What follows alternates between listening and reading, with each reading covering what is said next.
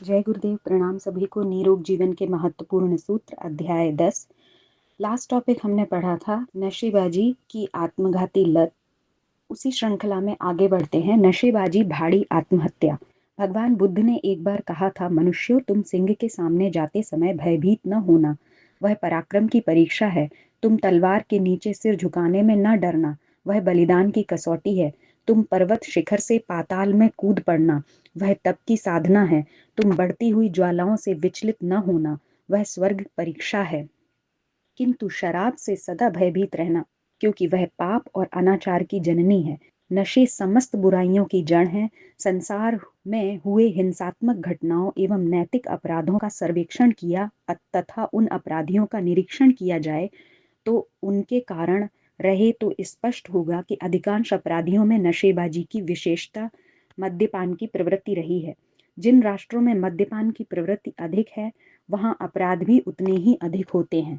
America, England संपन्न राष्ट्र हैं, किंतु शराब की खपत इन राष्ट्रों में सर्वाधिक है। अपराध की घटनाएं भी वहां सबसे अधिक होती हैं।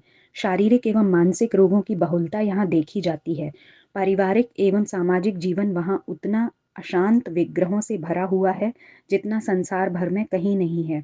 एक सर्वेक्षण के अनुसार अमेरिका में मद्यपान करने वालों की संख्या 90% है, जिसमें युवकों की संख्या सबसे अधिक है। किशोर होते होते बच्चे पीना आरंभ कर देते हैं। इंग्लैंड की भी लगभग यही स्थिति है। भौतिक दृष्टि से जो राष्ट्र जितना संपन्न है, वहां के मनुष्यों में मद्यपान की प्रवृत्ति उतनी ही अधिक है। मद्यपान की अनेकों हानियां हैं।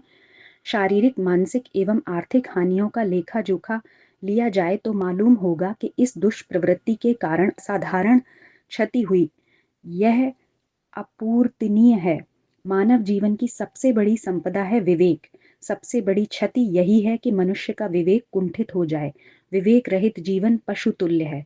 नीति अनीति, भला बुरा, पाप पुण्य का निर्धारण कर सकना विवेक के अभाव में संभव नहीं है। विवेक का अंकुश हट जाने से पाश्विक प्रवृत्तियों को बढ़ावा मिलता तथा मनुष्य पतन के गर्त में गिरता जाता है। विवेक को मानवीय जीवन से अलग कर दिया जाए तो बचता ही क्या है? पशुतुल्य जीवन, जिसका एकमात्र लक्ष्य होता है पेट और प्रजनन। इन दो उदाहरणों की पूर्ति जैसे भी बन पड़े, वह करने का भले बुरे प्रयास करता है। वह अनीति का मार्ग अपनाने तथा हिंसात्मक कार्य करने में भी नहीं चूकता।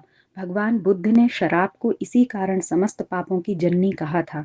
इसके ही गर्भ में अन्य अन्य बुराइयां पैदा होती तथा पोषण पाती हैं और पुष्ट होकर व्यक्तिगत, पारिवारिक एवं सामाजिक जीवन की जड़ काटती रहती हैं। मद्यपान से सामाजिक एवं पारिवारिक जीवन पर प्रभाव पड़ता है।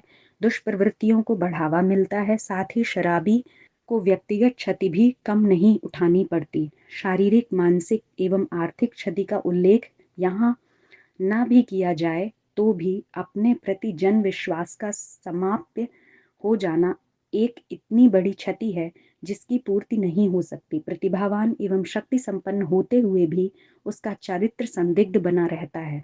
कोई भी नेक व्यक्ति उस पर विश्वास नहीं करता। चरित्र की संदिग्धता मनुष्य की सबसे बड़ी पराजय है। ढूंढा जाए तो प्रतिभा की संपन्नता की दृष्टि से अनेकों शराबी मिल जाएंगे, जिनकी विशिष्टता को देखकर सभी आश्चर्यचकित रह जाएंगे, किंतु उनकी उस दुष्प्रवृत्ति के कारण लोगों के मन में सदा उनके प्रति अविश्वास और तिरस्कार ही बना रहता है। पारिवारिक एवं सामाजिक जीवन पर मद्यपान का घातक प्रभाव पड़ता है। परिवार की अर्थव्यवस्था लड़खड़ा जाती है। एक शराबी बच्चों के प्रति अपने दायित्वों को पूरा नहीं कर पाता। फलस्वरूप वह संतान के भविष्य के साथ खिलवाड़ करता है। समुचित देखरेख, प्यार दुलार के अभाव में बच्चे कुसंस्कारी एवं उच्छृंखल बनते हैं। आगे चलकर यही बच्चे अपराधी बन जाते हैं। परोक्ष रूप से बच्चों के भविष्य को अंधकारपूर्ण बनाने का कारण वह शराबी पिता ही होता है।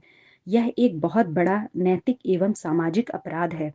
नशेबाजी में एक ही गुण बताया जाता है, उत्तेजना या स्फूर्ति, किंतु नशे पीकर उत्पन्न की गई उत्तेजना तो एक प्रकार की मनोव्याधि है जो मानसिक संतुलन नष्ट कर देती है। असंतुलित मन शरीर पर भी नियंत्रण नहीं रह पाता।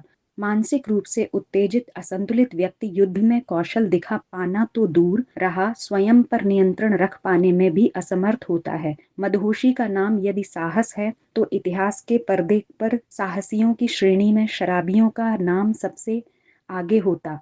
युद्धों के इतिहास बताते हैं कि यदि मद्यपान न किया गया होता तो युद्धों के परिणाम कुछ और ही होते।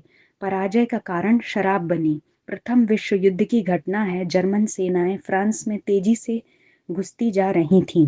पेरिस के निकट के गांवों पर जर्मन सैनिकों का अधिकार हो चुका था।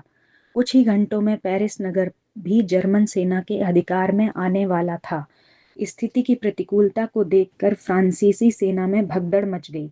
सेना के कमांडर ने पेरिस नगर छोड़ देने की बात कहते हुए सेना के कर्मचारियों को आदेश दिया कि शराब के जितने भी गोदाम हैं उन्हें खुला छोड़ दिया जाए। इसके पीछे उसकी बुद्धिमत्ता छिपी थी। जर्मन सैनिकों ने पेरिस नगर में प्रवेश किया।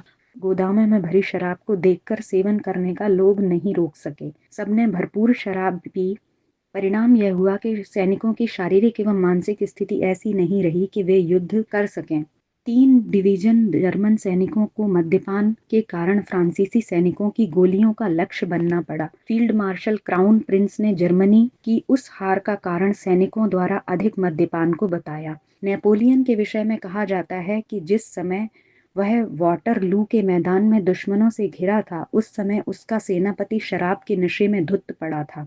नेपोलियन की सहायता के लिए वह नहीं पहुंच सका, जिसके फलस्वरूप वह पकड़ा गया। उसकी पराजय का कारण शराब बनी। द्वितीय महायुद्ध में फ्रांसीसी फील्ड मार्शल पेते ने अपनी सेना की हार का कारण बताते हुए एक प्रसारण में कहा कि हमारी हार का कारण सैनिकों का अधिक मद्यपान करना है। मद्यपान से शारीरिक एवं आर्थिक क्षति हो जाती है। मानसिक संतुलन और आत्म संयम समाप्त हो जाता है। संयम के अभाव में मन की लगाम ढीली पड़ जाती है।